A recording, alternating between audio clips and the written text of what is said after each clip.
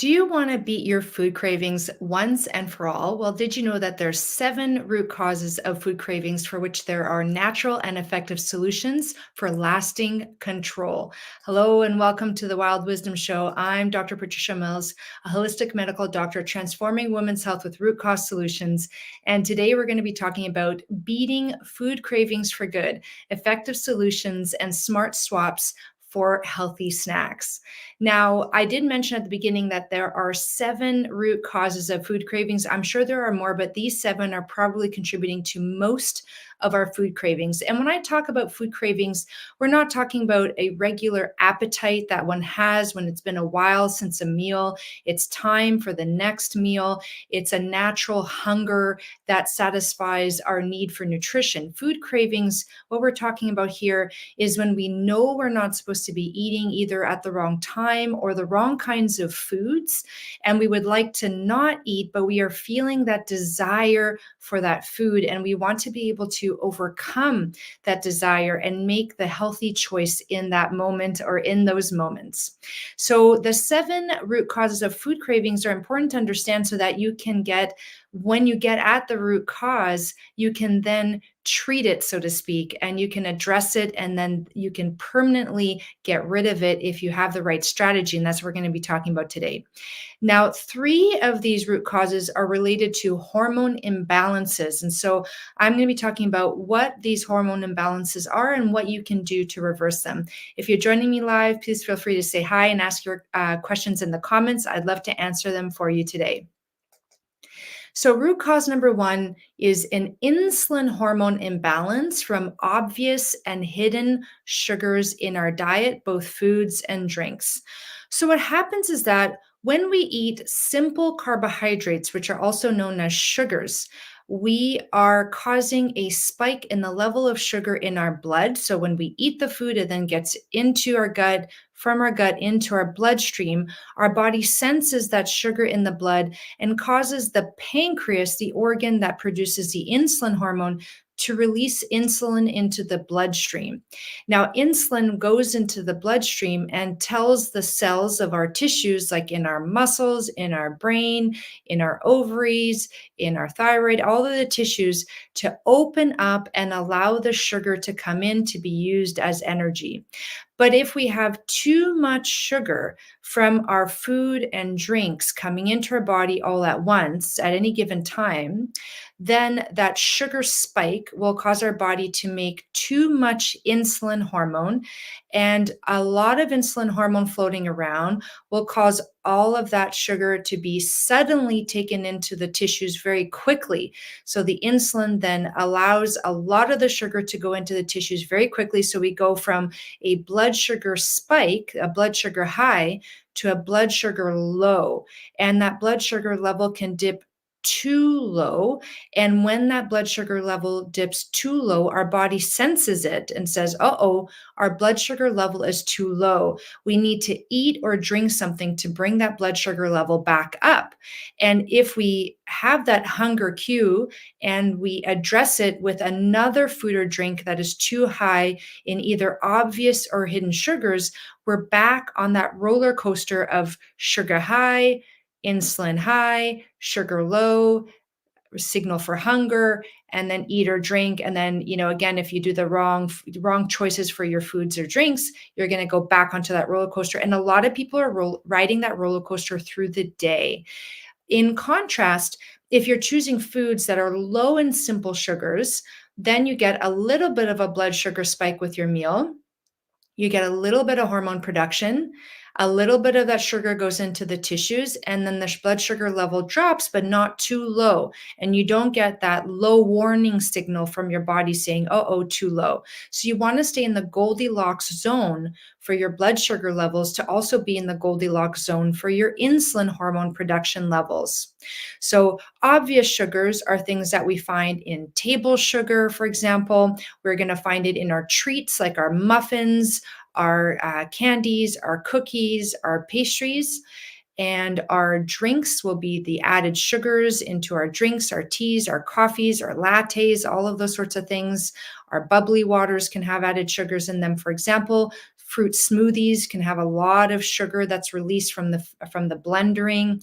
And then there's the hidden sugars, and these are the sugars that are not obvious. They're the sugars that are put in ultra processed foods that may seem healthy, but actually have a lot of added sugars in them. For example, tomato paste, tomato sauce, pasta sauces, protein bars, granolas, cereals, protein powders.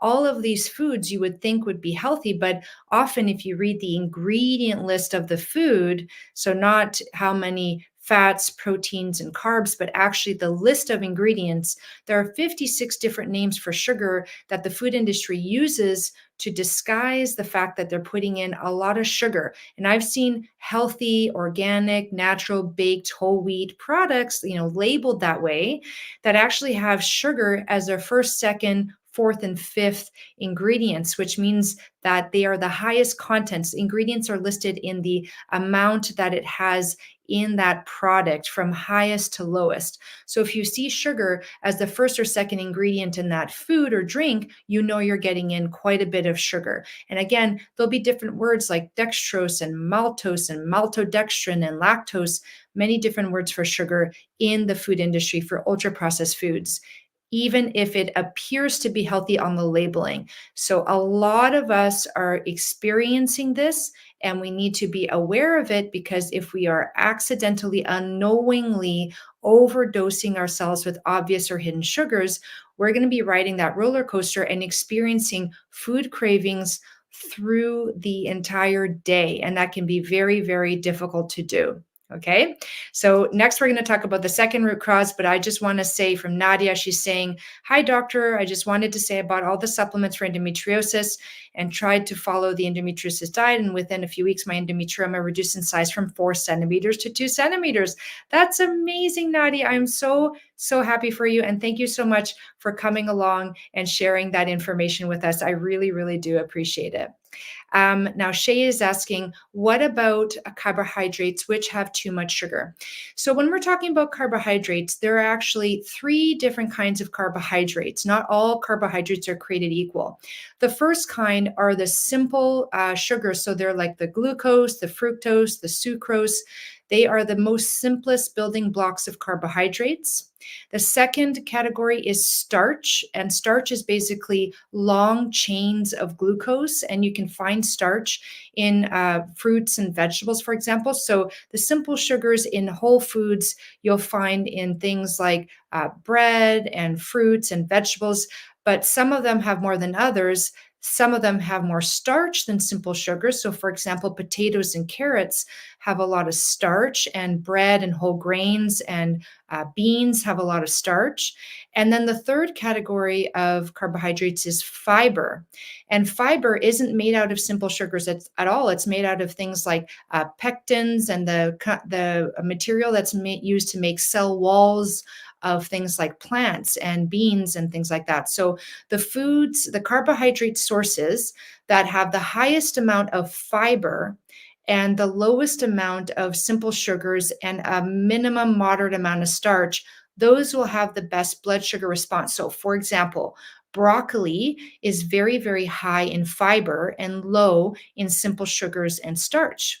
Potatoes are high in fiber but higher in starch compared to broccoli.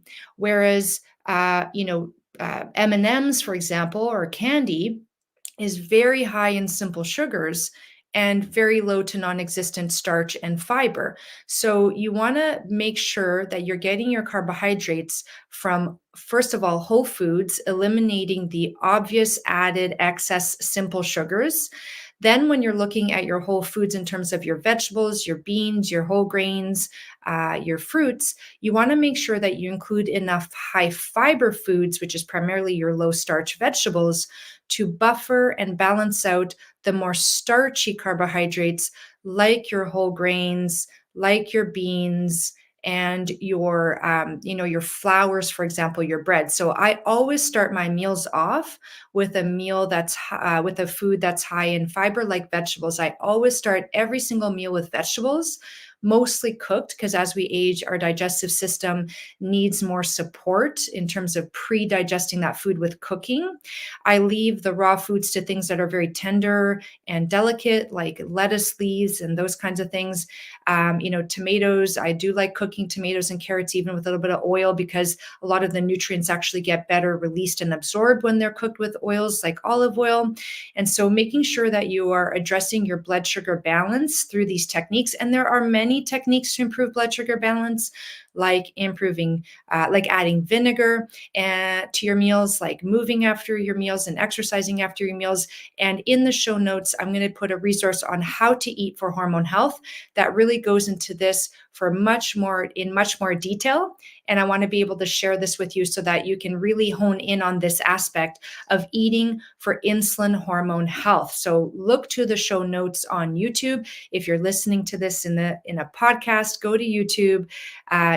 Look in the search bar of my channel, search Beat Food Cravings for Good, and this video will come up. Look at the show notes, and I will have a link to that video, How to Eat for Hormone Health, which will go into this in a lot more detail.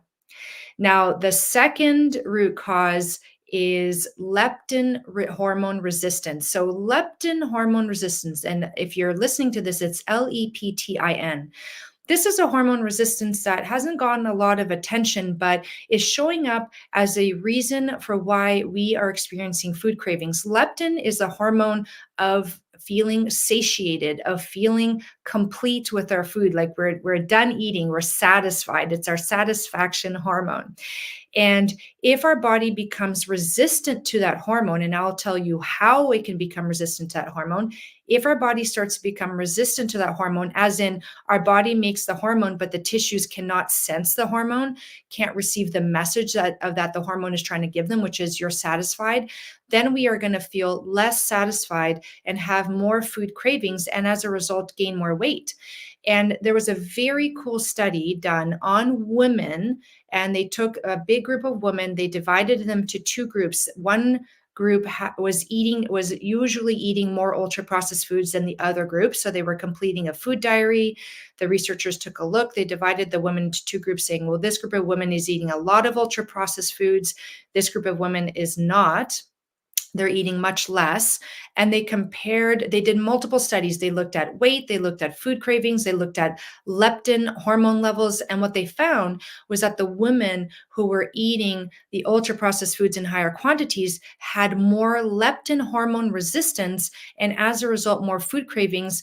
And the researchers even went to the point where they examined the gut microbiome of these women and found that the gut microbiome, which is the organisms within the gut, bacteria, fungi, parasites, yeast, all of these organisms, some of which are supposed to be there, but some of which can actually start to grow in response to our poor food choices. And they can start to create imbalances in our gut health, which then affects our hormone health.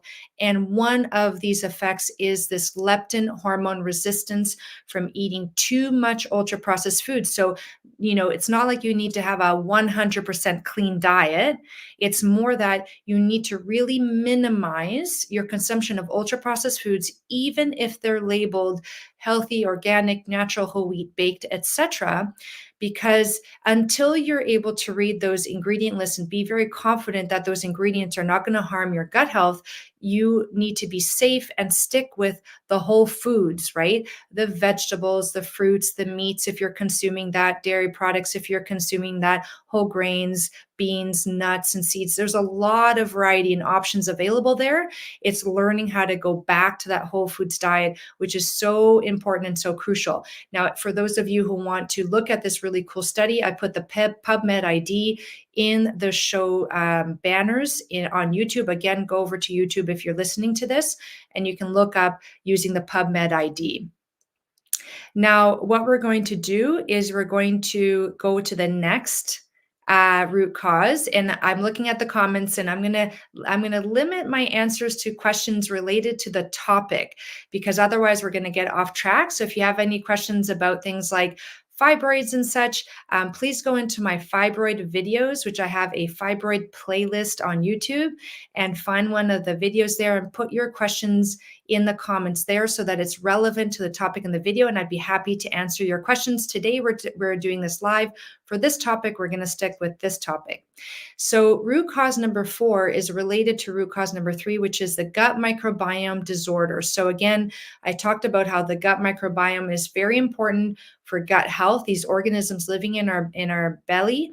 And when they are healthy, when we have the good guys there, they help us with things like making hormones. Did you know that your gut is one of the biggest hormone producing organs in your body?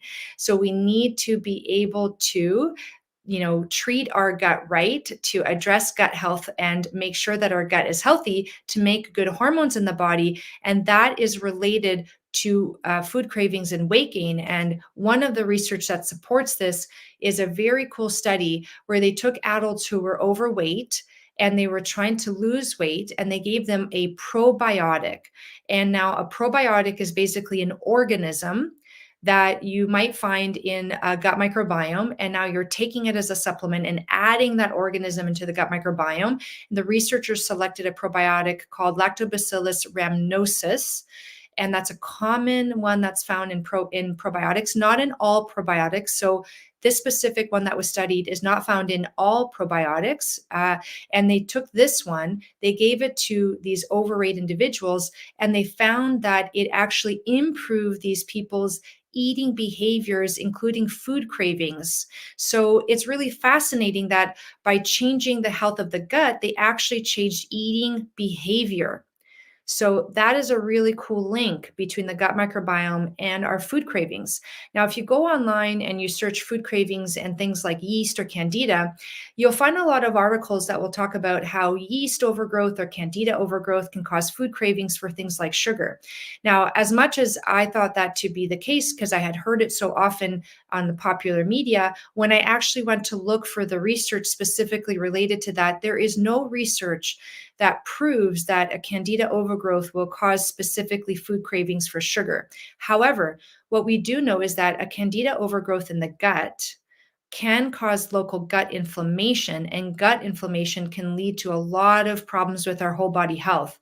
And so, not to say that it can't cause it, it's just saying I didn't find any research specifically related to candida, but I did find this study that shows that improving the health of your gut microbiome in general with things like probiotics, which can also improve candida and other infections in the gut, can improve eating behaviors like food cravings. So that was just a very cool find that I wanted to share with you. Now we're going to get into the 5th root cause, which is dehydration. So dehydration is really interesting because most of us are, trying to hydrate well, but we may actually not be hydrating properly. We may be thinking that drinking regular tap water is a good way to hydrate, or filtered water is a good way to hydrate. Maybe a soda stream or a bubbly water or a Pellegrino with carbonation is a good way to hydrate. And the truth is that these are not good ways to hydrate. And when you become dehydrated, even a 10% dehydration can cause changes in our brain function and how we feel and how we behave. So if you want to learn how to properly hydrate with mineralized water, also look to the show notes. I will put a link on how to mineralize your water with natural salts like Himalayan salt, because filtered water and tap water, more often than not, all the minerals have been removed from them. Not all of them. All of them being removed would be reverse osmosis water or distilled water, which should not be drank until they've been remineralized. But even irregular filter water, tap water, has undergone a cleaning process, which removes a lot of pollutants, but also removes a lot of minerals. And in order for our body to use the water that we're drinking, it has to have minerals in it, because the minerals provide that colloidal pressure to pull the water into the body and to keep the water in the blood and in the tissues. So we want to make sure that we're hydrating properly. So again, look to those show notes, because if you are accidentally dehydrating yourself, you may even be drinking 2.5 to 3 liters of water a day, right? So it's either a quantity issue or a quality issue. Maybe you're drinking enough, but not the right kind, or maybe you're drinking the right kind or not enough. So again, go to the show notes, watch the video for that. It's about a 15-minute video, very worthwhile to learn how to naturally mineralize your water at home and why. Root cause number 6 is sleep deprivation or a sleep disorder. And what I mean by that is that if you don't have enough sleep quantity or sleep quality, the next day you're going to be more likely to overeat and you're going to be more likely to experience food cravings. That's also been shown in research. And so, if, for example, you're going to bed quite late, so going to bed at the wrong time for your body. So let's say you're going to bed around midnight, waking up around 8 o'clock, but your body actually needs you to go bed around 10 and wake up around 6. So still a total of 8 hours of sleep, but at the wrong time. You may actually be undergoing a kind of sleep deprivation, sleep stress that leads you to overeat the next day. Or let's say you go to bed late and you wake up too early, or go to bed early and you wake up too early. You overall have not enough sleep. That would be a problem. Or let's say you go to sleep, right? You're going to sleep, but you can't actually get into deep sleep. Now, you wouldn't know this unless you're tracking your sleep using some kind of sleep tracker. And this deep sleep is where we rejuvenate, where our body repairs itself. There's a lot of tissue healing going on. So, if you're not going into your deep sleep, you may find yourself engaging in unhealthy behaviors the next day, like overeating. So, again, if you want to learn how to optimize your deep sleep, go into the show notes and look at the video and watch the video, how to optimize sleep for hormone health, because it's the melatonin hormone that we want to optimize in order for us to get into deep sleep. And there are very natural methods to do this without the use of supplements like melatonin supplement, which can be very tricky. Supplementing with melatonin is like dosing yourself with a hormone and not knowing what dose to use properly. If you use the wrong dose, you can mess up your own melatonin hormone production. So, learning how to naturally support your melatonin hormone production for deep sleep is crucial. Now, root cause number 7 is emotional eating.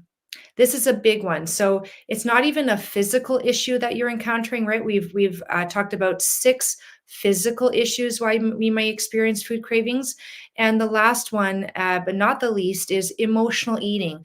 We're triggered by our moods, right? Things that we experience are making us, feel unwell, and therefore, what we experience is that we actually reach for food in order to self-medicate.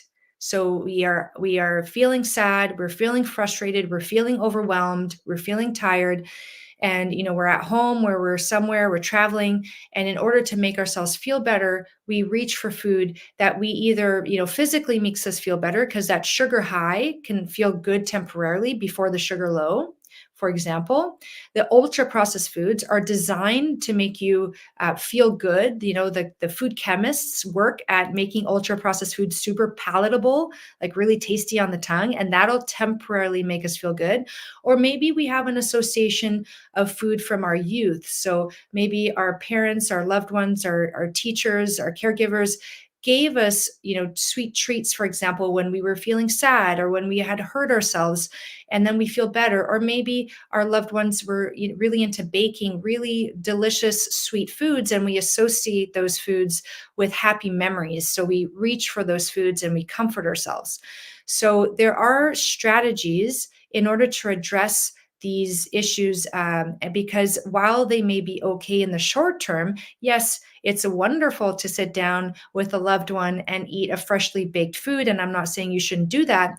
However, when we start to lose control over those cravings, when we start to do it too often, when we know we're not supposed to, when it's sabotaging our goals, that's when we want to start getting on top of those emotional eating patterns in order to beat the food cravings. Now, I recently did a whole video with Dr. Sabina Najpal on this topic. She's a psychiatrist, a Canadian trained psychiatrist, very excellent doctor, and she provided some really wonderful techniques on how to conquer your emotional eating that leads to these food cravings and overeating.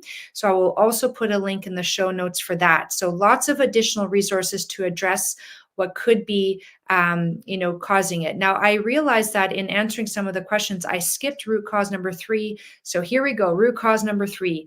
It's a cortisol hormone imbalance from too much perceived stress. So perceived stress is important. That is key, because the cortisol hormone is a hormone of the stress response. We need the cortisol hormone to be made at certain times of day, for example, in the morning, so that we can get up and out of bed. If we are, undergoing a very stressful deadline, we need to ramp up our system. Our cortisol hormone will be put up, will be increased, that production. But if we are making cortisol hormone too frequently throughout the day, day in and day out, which is what most of us are doing because of our very busy, stressful lifestyles, then we're going to start to get into problems with inflammation, with hormone imbalances. Cortisol hormone can cause insulin hormone imbalance. And so we really need to watch our perceived stress, because the reality is many of us can't change our life. Like, we can't change our jobs or our employers or the people that we have to care for example.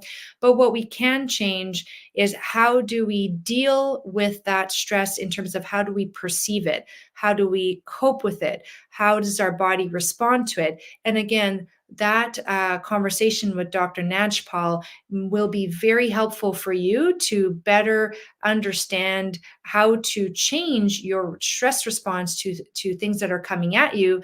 And then over time, you can start looking at your life and being like, okay, you know what, this doesn't serve me anymore. Maybe I do need to have a change in my career, or a change in my job position, or a conversation with my boss, or a conversation with my loved ones and expectations and those kinds of things, right? That's more of a long-term strategy. Maybe it's a short-term strategy. That's wonderful if it is. But if not, changing your perception of stress can be equally powerful. So again, I want to, remind you that the resources are in the show notes. And next, we're going to talk about some healthy swaps, some smart swaps, because sometimes we simply are very, very, triggered, and we need to eat something. And as Nadia here is sharing, she's terrible for emotional eating. Nadia, you are not alone. I actually don't know very many people who don't have some degree of emotional eating. So I'm going to share with you some smart swaps that you can do in the meantime while you're engaging in Dr. Najpal's strategies for emotional eating. So smart swaps are, some of them are beverages and some of them are foods. And actually, there are some really specific reasons why I'm suggesting these. So first is the yerba mate tea. Now, yerba mate is a tea that is predominantly from South America, regions like southern Brazil, northern Argentina, Uruguay, and Paraguay. And I hope I'm pronouncing those countries right if you're from them. The name of those countries. I'm from Brazil, so Brazilian born. So I've been there, and I've also traveled to Uruguay and Argentina, and I've seen people drinking the yerba mate tea. And I was always impressed with how these, I was looking at the women and seeing how slim and slender they were, even into their older age. Now, I'm sure they engage in a lot of different reasons for this, but interestingly, yerba mate tea, which is something that they drink through the day, through the morning, through the afternoon, has been shown now to have various effects in the body, which help us regulate our appetite, make us feel more satisfied, and actually help us lose weight and lower inflammation in the body, which is really crazy. So again, yerba mate tea has been proven in humans to reduce food cravings, reduce hunger, improve our satisfaction within the meal, so you're less likely to overeat at the meal, and also improve satisfaction between meals, so you're less likely to snack between meals. It also has some direct effects on losing weight and in decreasing inflammation in the body. So yerba mate tea, look into it. It does have natural caffeine. Most teas that have natural caffeine also have L-theanine, which is an amino acid that is very calming and usually counteracts the caffeine in the tea. But you want to test this out for yourself. If you're very sensitive even to the caffeine in tea, you might want to limit your yerba mate drinking to the morning time. The second tea that can be very useful, specifically for food cravings, especially if you're craving something sweet, is licorice root tea. Now, licorice root tea doesn't taste anything like the licorice candy, but it comes from a root, a plant, and it's naturally very sweet tasting. It's a lovely taste. I would recommend not having more than 1 cup a day and kind of saving that for your mid-afternoon sweet craving, or maybe after a meal if you're craving something sweet. That would be something to use, because more than a cup in some women over time can cause increased blood pressure, because licorice root tea also supports the stress response in a good way for most women, but in some women it can overactivate the adrenal glands and cause a little bit of a hypertension response. So again, 1 cup a day is well within a safe range. Other herbal teas as well, if you're feeling like you need to relax, and a chamomile tea or something to refresh is like a peppermint tea or a mint tea, whatever feels good to you. Find what feels good and use those. And you can use multiple different kinds. Become a tea connoisseur. The other thing I don't have listed here, but I want to mention off the top of my head is a raw, unpasteurized honey, a really good quality honey. Honey has been shown in small amounts to actually help treat obesity. So it's got some really wonderful nutrients so long as it hasn't been cooked or heated up. So if you're adding it to hot tea, only add it in once the tea has cooled down enough for you to safely drink it without burning your lips, for example. If the tea is too hot, it'll cook the honey, and all of those raw ingredients that are healthful in the honey will be killed and deactivated, and then you're left with pure sugar.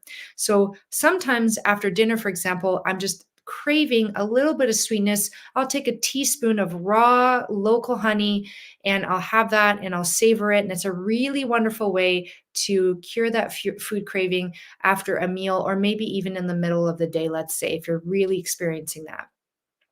The other tips are for sweet cravings are fruits, whole fruits. Now, 2 to 3 whole fruits a day can be really helpful, but watch the high sugar fruits. A whole banana can sometimes, for many people, cause that blood sugar spike. Yes, it's a whole fruit, but it's got a lot of those simple sugars and some starchy carbs, right? And not as much fiber. So remember those 3 carbohydrates.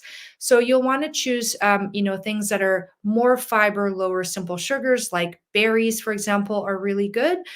So blueberries, blackberries, strawberries, raspberries, all those berries are very high in fiber and lower in sugars, as an example. And so the reason I know that bananas can spike blood sugars too high is that I've done continuous glucose monitoring on myself and with other participants in my health promotion programs. And I noticed that for most people, half a banana is okay, but one whole banana can be too much. Also, you don't want to overdo fruits. 2 to 3 servings a day is often enough. You want to have more vegetables than you do fruits. So 6 to 9 servings of vegetables a day, 2 to 3 servings of fruits a day. That's how you're going to keep your blood sugar balance in check. If you're looking for salty, then you may want to look for things like pistachio nuts, very salty, very healthful. Pistachios are full of really healthful nutrients, so they're really great options. Other nuts can also be very satisfying. Of course, watch your food sensitivities and allergies, but so long as you can tolerate them, they can be good tools in your toolbox for food cravings. Seaweed snacks can be really good. Look at the ingredient list. There are some that are made with vegetable seed oils like sunflower, safflower, canola oil. Stick with the ones made with olive oil, and they can be very good and tasty. There's one that I love, Seaweed Snacks, SNAX, which is a lovely brand, roasted seaweed with olive oil and sea salt. It's so tasty, very satisfying. So these are some really great swaps. And then remember that I mentioned that a probiotic in one of the studies actually improved eating behaviors and decreased food cravings in these individuals trying to lose weight, and that helped them lose weight faster. Well, consider taking a probiotic to help with your gut health restoration. And what I've done is I've actually looked up probiotics that have that specific one that was studied, and I've put it into my full script resources. So again, look at the show notes. If you're from the USA or Canada, you can click on that link and it will allow you to create a free registration.